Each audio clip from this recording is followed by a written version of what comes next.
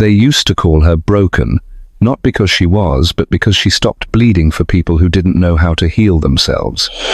Before we dive into 6 habits that make a healed woman untouchable, make sure to subscribe for more videos like this. Society has long placed value on the woman who aches in silence, who turns her pain into poetry palatable enough for others to consume. She is rewarded for staying soft, no matter how many times she is mishandled, for confusing being needed with being loved, for finding meaning in her own diminishment. They offer applause to the woman who bends until she forgets her own shape, and they call it grace. But a healed woman is a quiet revolution. She no longer performs the kind of safety that makes her emotionally digestible. She does not apologize for her growth, her voice, or the boundaries she had to build to survive. She walks into rooms not to be liked, but to be real, and that alone makes her untouchable to anyone still operating from a need to control. The myth of the safe woman dies when a woman decides her peace is more important than her likability, when she chooses truth over accommodation, when she sees that her worth was never meant to be negotiated through the lens of someone else's comfort. She has seen what happens when she gives too much and receives too little, when her silence becomes the scaffolding for someone else's power, and she is no longer interested in repeating that cycle. Carl Jung once said that the privilege of a lifetime is to become who you truly are, and a healed woman has taken that to heart. She has walked through the fire of her own undoing, stared at the wreckage without flinching, and chosen to rebuild herself from pieces that no longer asked for permission to exist. She has shed identities that were crafted in response to others' expectations, and in doing so, she has become immune to the manipulations of those who only loved her when she was easy to control. Insecure people don't know what to do with a woman who no longer needs to be saved, who no longer folds under disapproval, who no longer says yes just to avoid being left. Her healed state is a mirror, and not everyone can stand to see their reflection in it. They will call her intimidating, too much, cold, ruthless, not because she is, but because her clarity exposes their confusion, her wholeness challenges their fragmentation.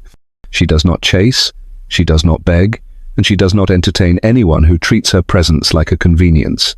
And that, more than anything, is what makes her untouchable. She lives in a world that once taught her to shrink, and now she expands. She speaks in a voice that once trembled to be heard, and now it anchors others.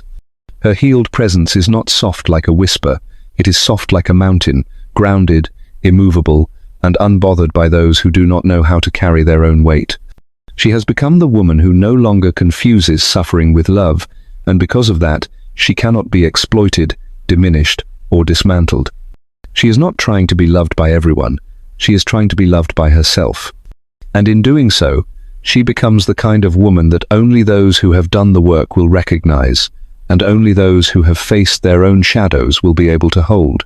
Carl Jung taught that the journey of individuation is not a path toward perfection but toward wholeness, a reclamation of the disowned parts of ourselves that were buried beneath survival. A healed woman has walked that path, not because she wanted to, but because life shattered her illusions with such intensity that she could no longer pretend they protected her.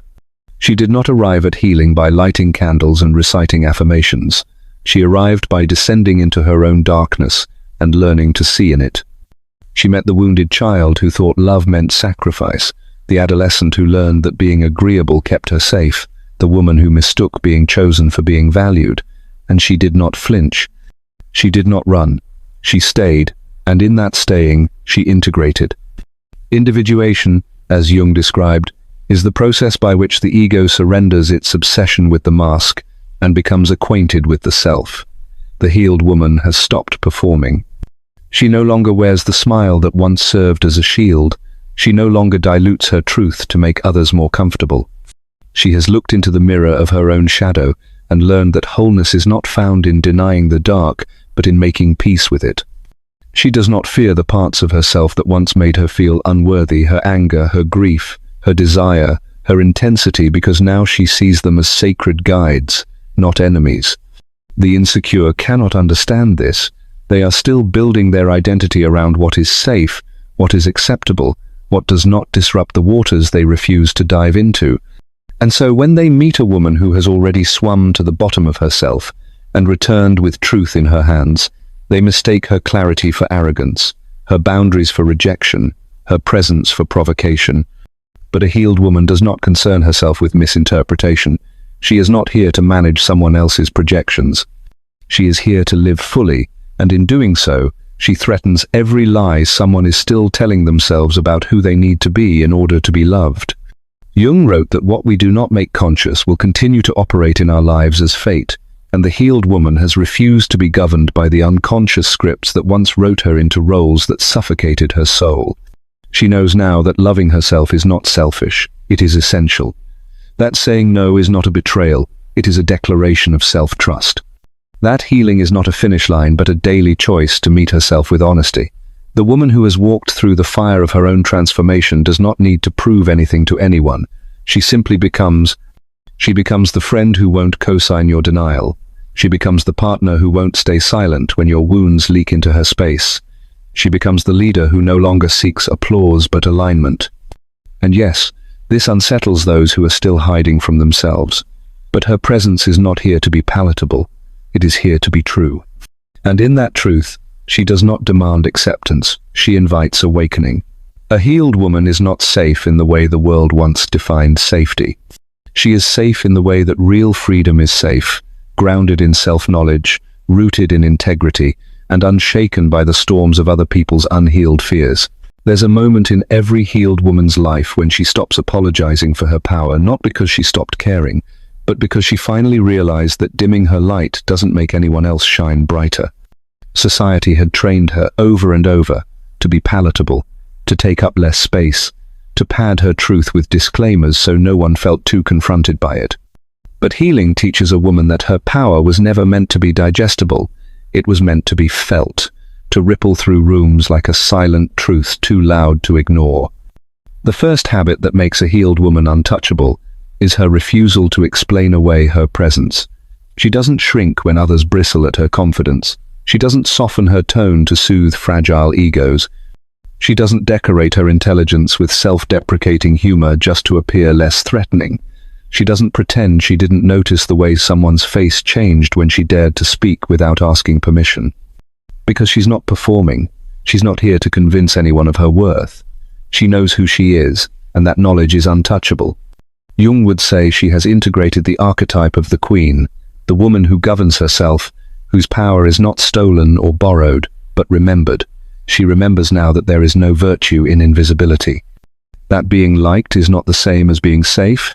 That safety, real safety, lives in the body of a woman who trusts herself to be fully seen and fully sovereign.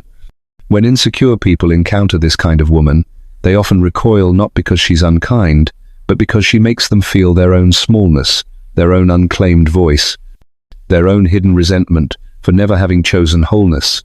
And instead of looking inward, they project.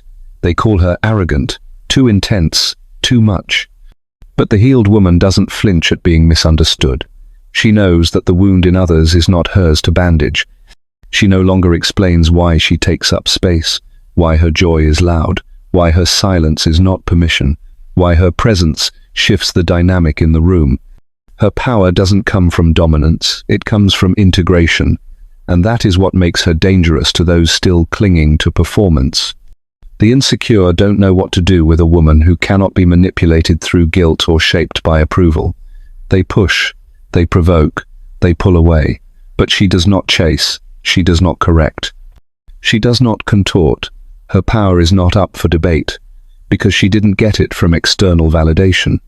She found it in the wreckage of her former self, in the fire of solitude, in the silence of nights where she realized that being misunderstood is far less painful than abandoning herself to be liked. So now she walks into rooms without shrinking, she speaks without disclaimers, she loves without begging, and she leads without needing to be followed. This is the first habit of a healed woman. She no longer explains her power to make others feel comfortable, because she has finally understood that her presence is not a problem to solve, it is an invitation to rise. There is a particular kind of violence that leaves no bruise, no scar, no evidence, and yet it can disfigure a woman from the inside out. It is the violence of shrinking, of editing yourself in real time to keep the peace, of smiling when you want to scream, of nodding while your truth goes ignored. For the healed woman, this violence is no longer invisible. She sees it in the way she used to bite her tongue, so others wouldn't feel threatened. She feels it in the way she used to make herself small so others could feel big. She remembers how every time she dimmed her light to keep the attention, to stay lovable, to avoid being called difficult, it didn't keep her safe, it only kept her silent. And that silence became a cage. Carl Jung would say that to heal is to integrate, to reclaim the fragmented pieces of self that were exiled in the name of acceptance. The healed woman has done this work. She has retrieved every version of herself that was told to hush, to sit still, to not outshine. She has looked at the cost of making herself easy to love and realized it was too expensive. Now, she refuses to inflict that violence on herself ever again. She will not contort to fit into someone else's comfort zone. She will not break herself to be held by hands that only understand broken things.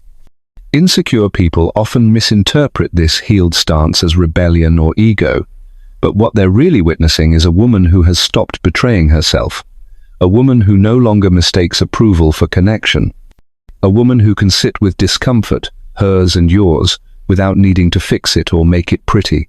This is the energetic shift that happens when a woman stops shrinking. She starts taking up her full space, not out of arrogance, but out of reverence. Reverence for the body that carries her, reverence for the voice that has survived silencing, reverence for the spirit that chose to return to itself again and again, even when it hurt. And when she stands in that space, in that reverence, she becomes untouchable, because she no longer negotiates with people who only love her when she's manageable. She doesn't trade her intuition for affection. She doesn't barter her boundaries for proximity. She walks away when the price of staying is her self-respect, not because she's cold, not because she's closed, but because she finally understands that shrinking to be loved isn't love at all. It's performance, and she's done performing.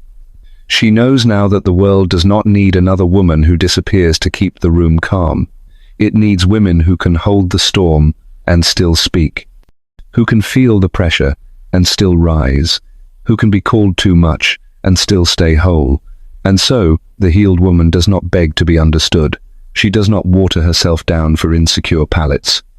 She stands fully, fiercely, without apology, because she knows the difference between peace and people-pleasing, because she remembers what it felt like to live in fragments, and because now, every step she takes in her fullness is an act of healing not just for herself, but for every woman who was ever told to make herself smaller so someone else could feel big. There comes a quiet turning point in the life of a healed woman, a moment so soft it might go unnoticed by those around her, but seismic in its impact. It is the moment she chooses herself without guilt, not as a performance, not as a reaction, but as a grounded truth. Carl Jung would call this a reclaiming of the self, the integration of what was once projected outward, the reunion with her own center. And when this habit takes root, when a woman no longer waits for permission to honor her own needs, it sends tremors through every dynamic that once relied on her self-abandonment. Insecure people will call her selfish, cold, distant. They will mourn the version of her who sacrificed silently, who filled in every emotional gap without being asked, who turned herself into a cushion for other people's chaos. But that version is gone, not erased, but evolved. The healed woman no longer apologizes for her solitude, for her space, for her sacred no. She no longer over-explains her rest, her joy, her boundaries. She has learned that guilt was never proof of love, only a symptom of programming. And she has unlearned the belief that she must earn her own existence by being endlessly useful to others. This kind of choosing isn't loud or cruel, it's sovereign. It doesn't ask for attention, it simply withdraws from dysfunction. It doesn't punish, it prioritizes. It says, I matter too, not as a rebellion, but as a restoration. And those who only knew how to love her when she was shrinking will not know how to stay. Let them go. Because she knows now that people who require her to betray herself in order to feel secure are not safe people. She knows that choosing herself is not a threat, but an invitation for others to rise, to take responsibility for their own wholeness, to meet her in the same self-respecting energy. Jung taught that the path to individuation involves breaking the spell of projection. A healed woman lives that truth. She no longer makes herself smaller to keep others from feeling their own inadequacy. She no longer overfunctions to avoid the discomfort of being misunderstood. She can sit with someone's disappointment, and still not fold. Because she's learned that being chosen by others means nothing if she is not choosing herself first. That is the untouchable part. That is what makes her magnetic and mysterious to those who have only known relationships as mutual self-abandonment. They can't quite grasp how she glows without external validation, how she rests without justification, how she leaves when the energy is no longer aligned. They call it arrogance, they call it ice. But what they are witnessing is fire, the fire of a woman who has walked through guilt and emerged clean, who has stopped making herself a lesson plan in empathy, who has decided that her life is not a proving ground for other people's comfort. And so she chooses herself, daily, unapologetically, not to escape love, but to make space for the kind that doesn't require her to bleed for it.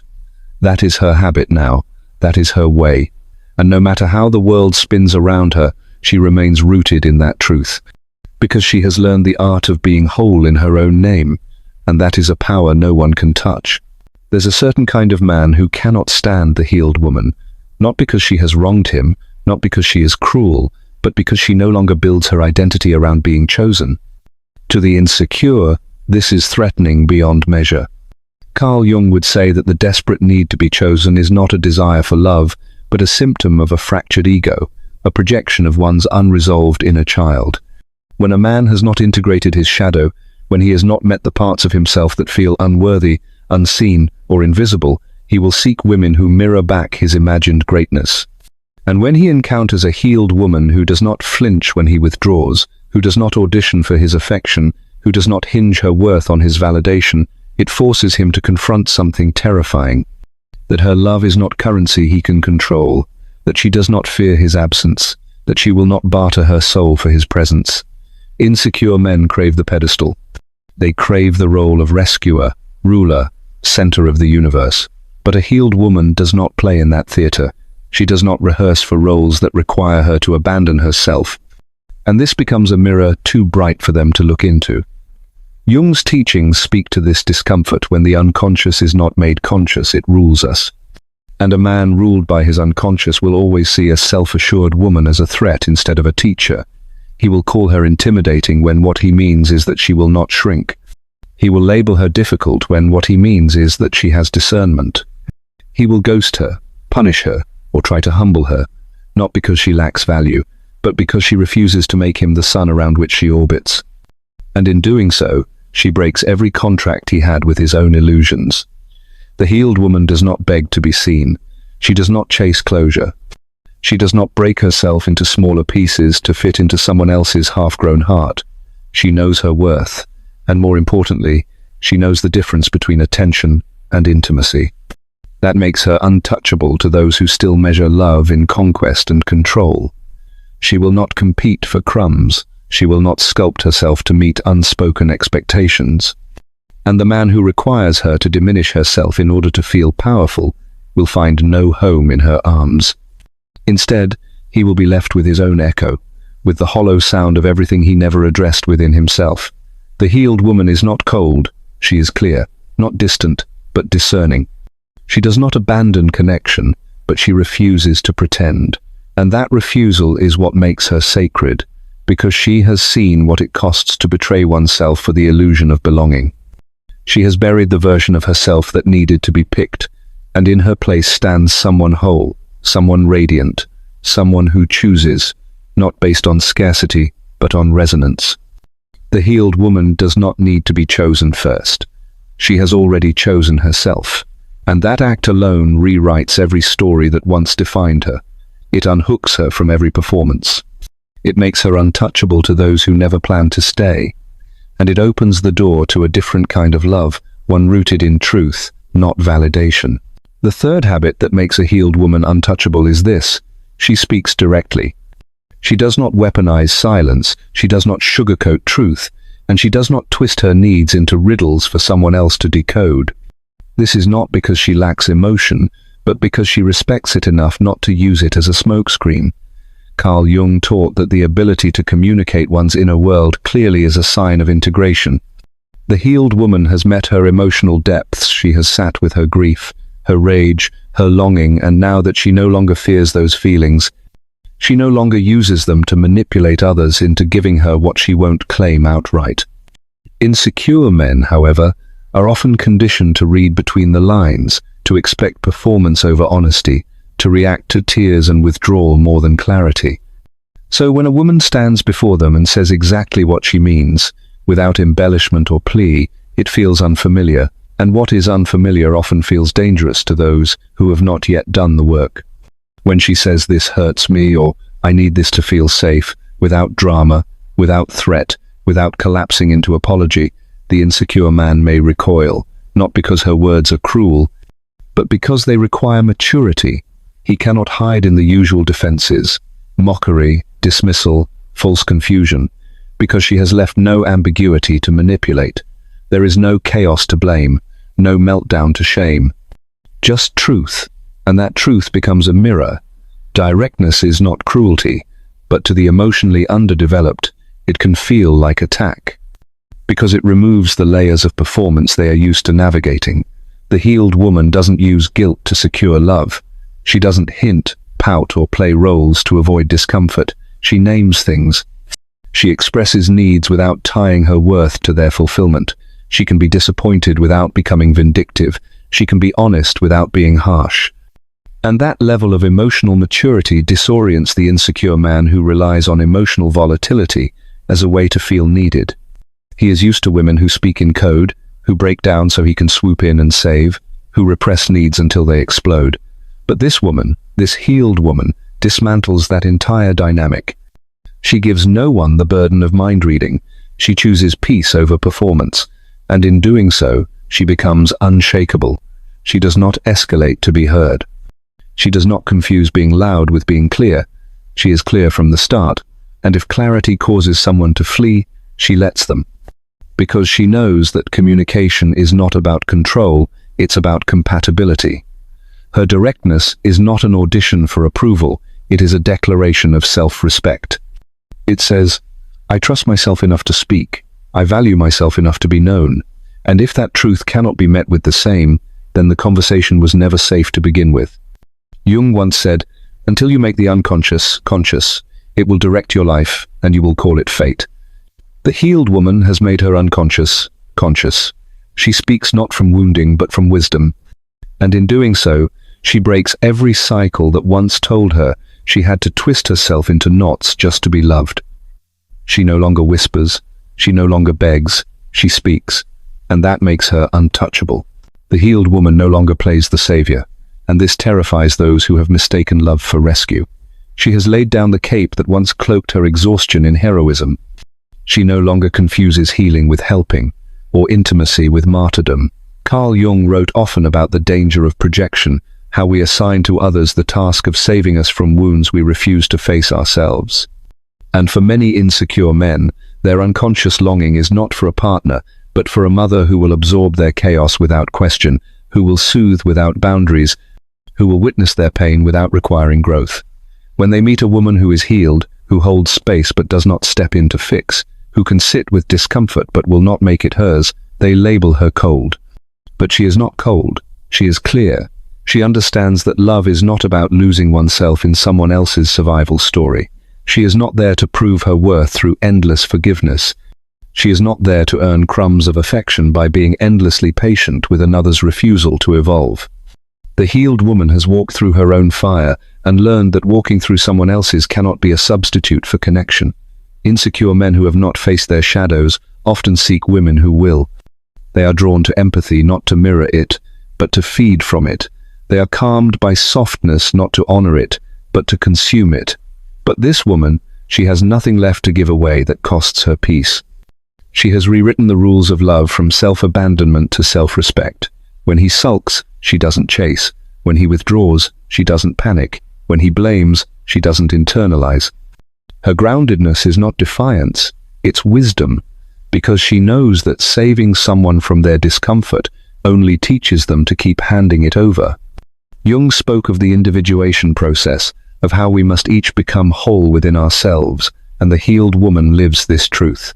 She can love deeply without losing clarity. She can care profoundly without collapsing into codependence. She doesn't need to rescue, and she doesn't need to be rescued. and in that rare clarity, she disarms every script written for her. The insecure man begins to realize that she will not dance for his approval. She will not drown to keep him afloat. She will not hand over her sanity to prove her loyalty. And that realization breaks something open. Because without the savior script, he is forced to ask, what does love look like when no one is bleeding, when no one is rescuing, when both people stand on their own feet, whole, honest and free? He may run from the answer, or he may rise to meet it. But either way, the healed woman will not dim her light to make anyone else comfortable. She does not perform struggle. She does not glorify pain. She loves with presence, not with sacrifice.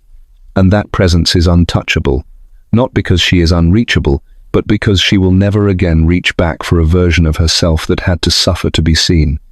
She is done saving. She is here to be met. The healed woman no longer clings, begs, or bargains for someone to stay. She does not turn herself into a contortionist of worth just to convince someone else she is enough. That is the old self, the self who mistook absence for failure, who translated silence into shame.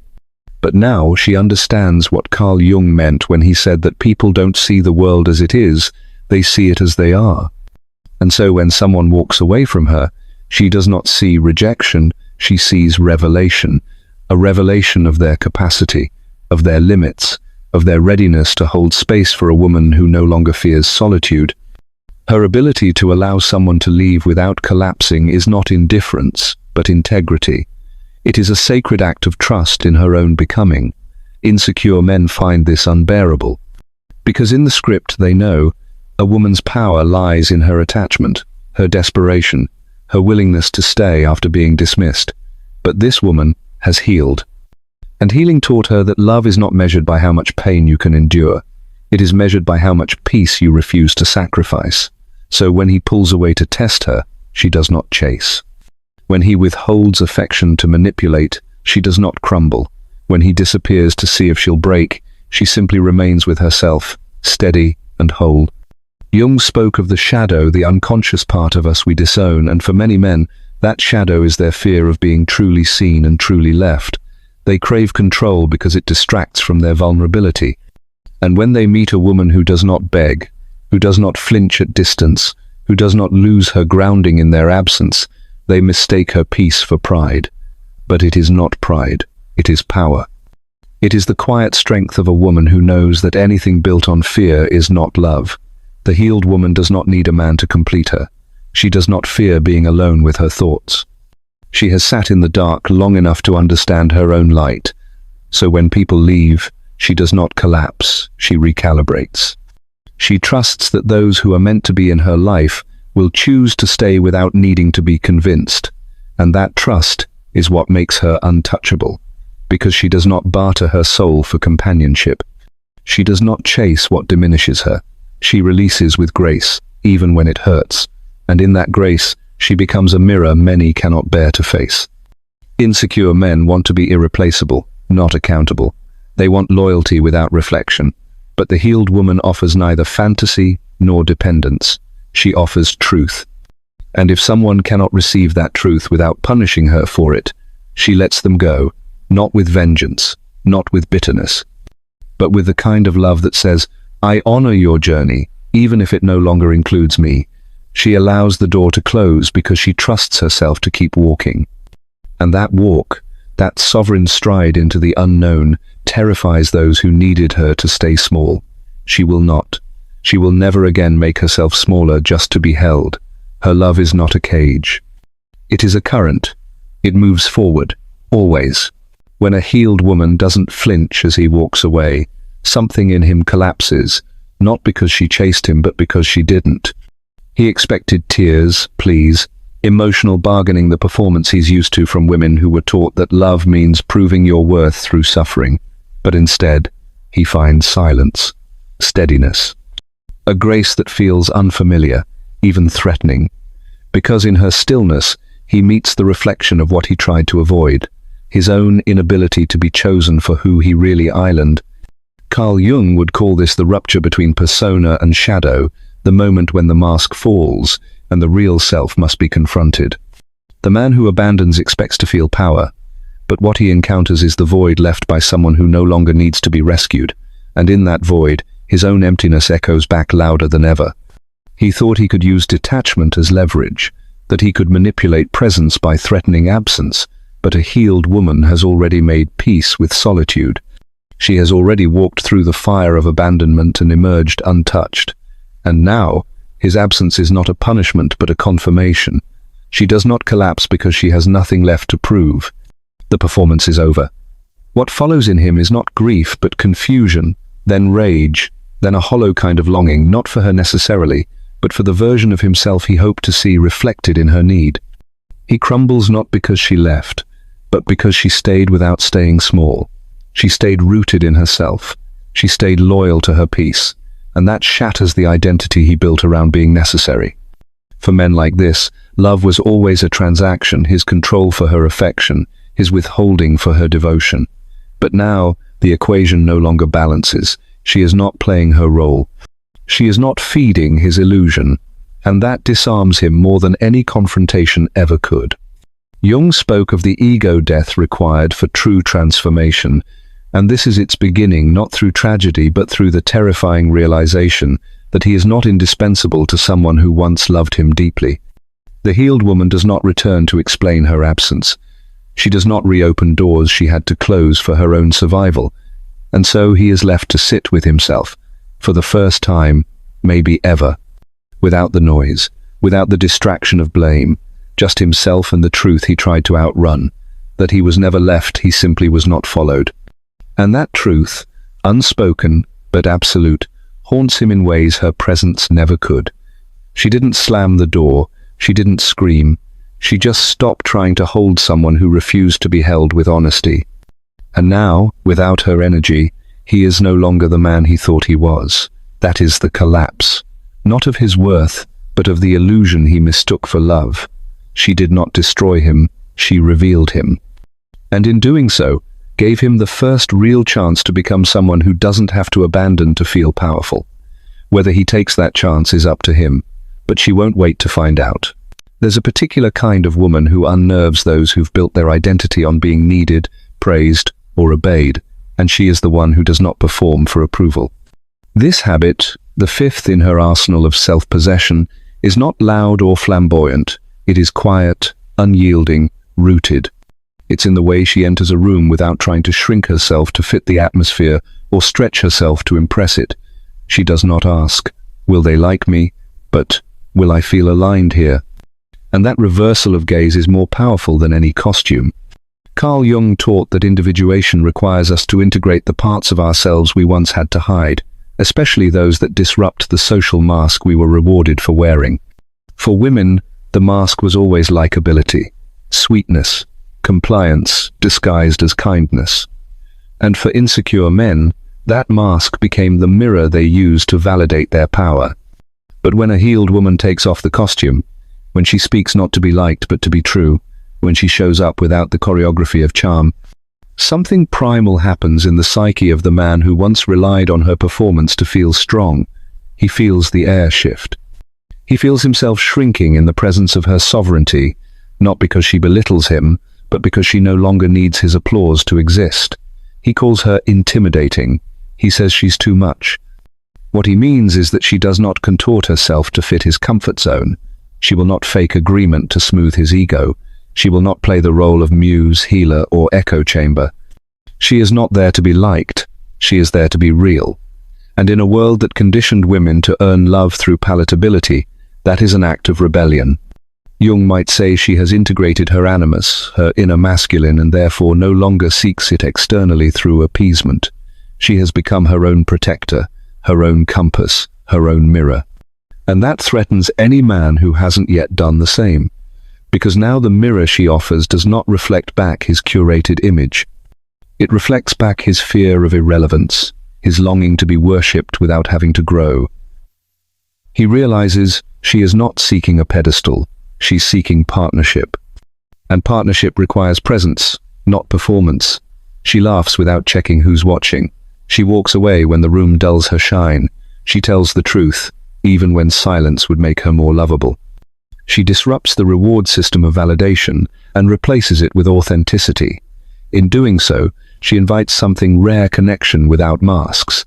But not everyone is ready for that invitation. Some would rather chase the version of her who used to bend, who used to earn her place through invisibility. That version is gone. In her place stands a woman who would rather be disliked for her truth than adored for a lie. And while some will see her as cold, detached, or arrogant, the healed woman knows the truth. She is simply free. Free from the performance, free from the applause, free from the illusion that love must be bought with approval. She is no longer an actress in someone else's script. She is the author. And her story begins, not with applause, but with the courage to show up as herself, unmasked, unfiltered, and wholly untouchable.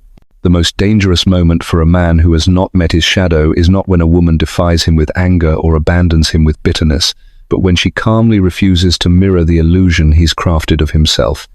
In that quiet refusal, his projection collapses. And that collapse is where chaos begins. Carl Jung said that what we do not make conscious will return as fate. For many insecure men, their need for dominance, praise, or control over women is not conscious. It is the residue of unhealed rejection, buried shame, and unacknowledged fear. They do not seek a woman, they seek a reflection, a curated echo of their curated identity. The moment that mirror stops reflecting what they want to see, the moment the woman chooses truth over performance, the man does not see her, he sees betrayal. And this is where projection becomes punishment. He calls her difficult, he calls her unstable, he calls her disloyal. Not because she is any of those things, but because she refused to carry the emotional labor of keeping his illusions alive. She became a cracked mirror, and instead of fixing himself, he smashed the glass. This collapse is terrifying not because the woman is cruel, but because she is conscious, because she no longer reacts the way he expects, because his old tricks, guilt, charm, rage, withdrawal no longer work. And so he spirals, not toward her, but toward the unprocessed grief of a boy who learned that control was the only way to avoid abandonment. Jung believed that projection was one of the most insidious blocks to individuation. It allows us to blame others for the work we refuse to do within. And when a woman no longer agrees to be the screen onto which a man throws his shadow, she breaks the unconscious bond. She becomes untouchable, not in a distant or superior way, but in a sacred one. She cannot be manipulated by false guilt. She cannot be seduced by unearned affection. She cannot be destabilized by confusion tactics. Her clarity terrifies him. Her groundedness unnerves him. Her refusal to internalize his chaos exposes him, because she sees him, not the mask, not the performance, the wound. And she no longer volunteers to stitch up that wound while being cut by it. This is the collapse of control, not because she took anything from him, but because she returned everything that was never hers to carry. The fear, the shame, the fragile ego, the need for validation, the silence, the tantrum. She hands it back, without resentment, without explanation, without performance. And in doing so, she reclaims her power. She does not need to be right. She does not need to be understood. She simply chooses to no longer be used, and that choice is what breaks the projection. Not with violence, but with vision, with stillness, with sovereignty, and in the aftermath, the man is left not with her absence, but with his own reflection, no longer flattered, no longer hidden, just raw and waiting. The healed woman does not stay to fix that reflection. That is not her task. She stays only long enough to show it. And then she walks on, not because she is heartless, but because she finally chose to hold her own heart above someone else's illusion. There comes a point in a healed woman's life where she no longer needs to be impressive to feel worthy. She no longer performs love in exchange for belonging. She no longer shrinks her truth just to keep the room comfortable. This is the sixth habit that makes her untouchable. She chooses peace over performance. Not peace as in passive silence, but peace as in profound inner alignment. She no longer dances for applause she doesn't respect. She no longer rewrites her voice to sound more palatable. She no longer breaks herself open to prove her softness. And most of all, she no longer argues with people committed to misunderstanding her, because she knows the difference now between peace and suppression, between connection and compliance, between love and self-abandonment. Carl Jung spoke often of the persona, the mask we wear to navigate society. Many women, in their unhealed state, confuse the persona with their identity. They become experts in what others need them to be, and forget the rhythm of their own soul. But the healed woman? She has burned the costume. She has stepped out of the mask and into her truth, and that truth may not be adored by all, but it is hers, and it is sacred. Choosing peace over performance means she walks away not in anger, but in clarity. It means she doesn't need to prove her side of the story, because she knows her energy speaks louder than her defense. It means she no longer wastes her breath trying to redeem herself in the eyes of those who only ever wanted a character, not a full human being. This kind of peace is magnetic. It makes insecure people uncomfortable, because it cannot be controlled, it cannot be guilted, it cannot be shamed into compliance. And for the man who once relied on her approval to validate himself, her detachment feels like cruelty. But it is not cruelty, it is sovereignty. It is the refusal to trade her nervous system for someone else's comfort. It is the radical act of choosing quiet over chaos, truth over theatrics, self-honoring over self-erasure. Jung once said that the privilege of a lifetime is to become who you truly are. A healed woman understands this. She no longer performs femininity to be less intimidating. She no longer edits her power to be more palatable. She no longer dilutes her presence to make insecure men feel more like men. Her peace is not the absence of conflict, it is the presence of wholeness. And in that wholeness, she becomes untouchable, not because she is unreachable, but because she is no longer available to relationships that ask her to betray herself. She no longer needs to chase, to beg, to prove, to fix, to educate, or to explain her worth. Her peace has become her boundary, her stillness has become her statement, and her refusal to perform has become her liberation. For the healed woman, peace is not a mood, it is a lifestyle, a choice, a home she built inside herself and locked with a key only she holds. And anyone who enters must arrive barefoot, humble, and honest, not to take from her calm, but to add to it. There is a silence more piercing than anger, and it comes from the woman who used to fight for someone who never fought for her. When a man loses access to a woman he once took for granted, it is not her absence that haunts him, it is her indifference, her peace. The way she no longer trembles when he enters the room, no longer waits for his attention to feel seen, no longer orbits his moods like a moon desperate for light. She has become the sun now, sovereign and self-fueled. And for the man who once relied on her pain to feel powerful, her healing is a kind of eclipse he cannot look at directly. Carl Jung taught that we must confront our shadow to become whole, and when a healed woman walks away, she becomes the mirror the man can no longer shatter, because now it reflects only himself, his avoidance, his entitlement, his refusal to evolve, and where once he blamed her reactions, he now has to sit in the echo of his own inaction. He remembers how she stayed long after her needs were unmet, how she offered grace when he gave silence, how she tried to build bridges over caverns he refused to name, and still, she left not out of rage, but from realization. Realization that love is not a transaction of suffering, that her devotion cannot make a man ready, that no matter how much she loved him, she could not convince him to meet her in his own soul. This loss hits different, because she was not just a partner, she was a witness. She saw the boy behind the bravado, the hurt behind the hardness, the potential behind the posturing. And now, she is gone, not hiding, not punishing, but simply uninterested in doing the emotional labor he should have done for himself. The men who lose access to women like her are often stunned by the finality of it. They believe deep down that she will always come back, that her softness means forever. But what they fail to understand is that healed women don't leave to be chased. They leave because they've come home to themselves. Jung would say this is the moment of reckoning, when the persona cracks and the real self is exposed. And for some men, it will be the catalyst for growth. For others, it will be the beginning of a lifelong regret. They may try to replace her, not with love, but with distractions, with someone easier, quieter, more compliant. But no one haunts quite like the woman who saw him, and still chose him until she didn't, because now she does not wait to be chosen. She chooses. She does not fight for connection. She embodies it. She does not settle for potential. She partners only with presence. And the man who once thought he had time now sits in the ruins of what he never learned to value. The healed woman does not come back with conditions. She does not return to reopen old wounds. She blesses the memory, closes the chapter, and walks forward with a heart still open but never again to the same door. Her absence becomes his teacher, her silence, his syllabus, and her peace, the final message. I am no longer for the man you were, only for the man you dare to become. There is something sacred about the woman who no longer waits to be understood, who no longer folds herself into smaller shapes for approval, who no longer bargains with her worth just to be invited inside someone else's unfinished story.